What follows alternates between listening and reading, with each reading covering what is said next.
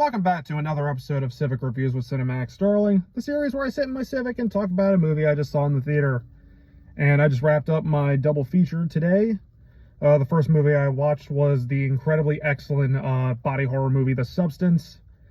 And my second movie today was Transformers 1.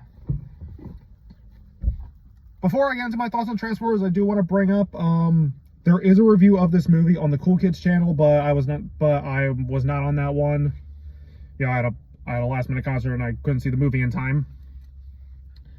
But if you want to hear the guys' thoughts, I'll link that review in the comment section below. So when it comes to Transformers, I wouldn't call myself a diehard fanatic. I grew up watching some of the cartoons, like I remember watching Armada, Energon, Cybertron, and Transformers Animated because they were on Cartoon Network when I was a kid. I saw the first three Michael Bay movies. I remember thinking they were cool as a kid, but they have not. But to say they have not aged well would be an understatement. Fuck you, Michael Bay. I haven't seen 4 and 5. I heard after that they just got worse. I didn't see Bumblebee. I thought Rise of the Beast was a lot of fun. I was not excited for this movie. I thought the trailers looked absolutely terrible.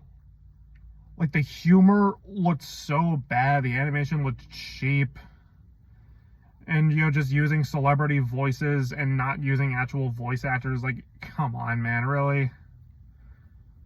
But then I saw this was actually getting a lot of really, really positive reviews. I'm like, oh, okay, maybe the marketing didn't do the movie justice. After seeing it, it's not as bad as I thought it would be, but I don't think it's as great as everyone else made it out to be. I thought it was fine. The animation definitely looked a lot better than the trailers. I really liked the look of this movie. I thought it was cool that we got an entire Transformers movie that took place on Unicron. The animation looked really, really good. Voice acting was hit or miss. Brian Tyree Henry was easily the best part as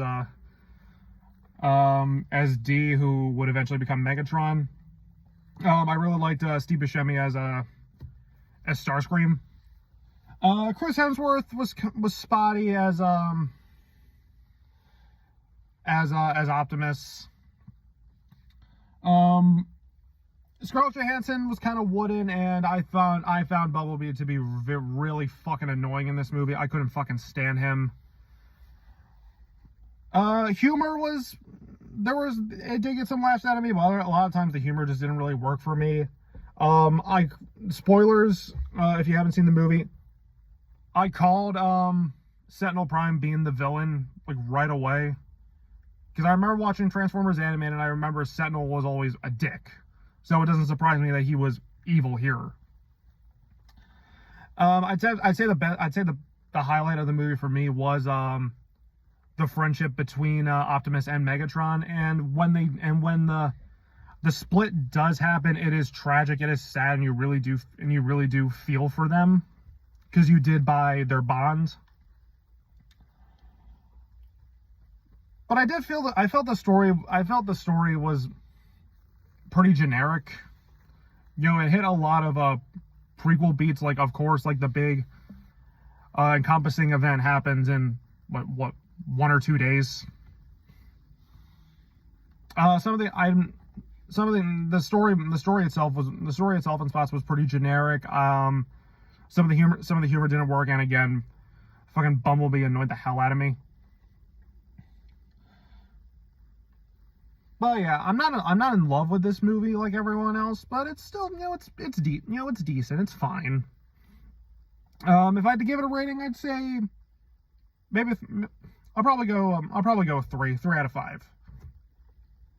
If you're a Transformers fanatic, you might like this. But if you do want to see it, I'd say I don't know, maybe catch a matinee. Take the kids. They might, if they're Transformers fans, they're gonna love this. But yeah, those are my thoughts on Transformers 1.